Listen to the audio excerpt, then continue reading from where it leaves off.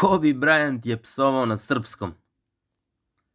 Los Angeles Lakersi su posljednjeg dana januara 2007. godine lako i ubedljivo savladali Celticsa u Bostonu. Kobe Bryant ih je razbio, postigavši 43 poena, ali jedan trenutak je bio posebno interesantan. Kobe se našao na liniji slobodnih bacanja, a jedan od domaćih igrača, najverovatnije Delonte West, rešio da ga provocira i nešto mu je dobacio. Kobe mu nije ostao dužan. Odgovor je odmah usledio i to na čistom srpskom jeziku.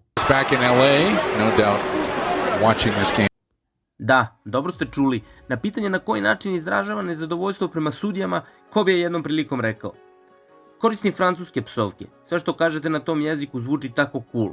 Međutim, sudije ipak žešće napušavam na srpskom.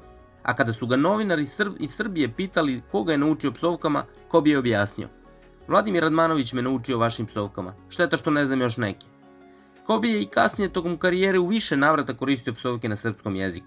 Moglo se primetiti u tim situacijama da je svoj repertoar psovki značajno obogatio.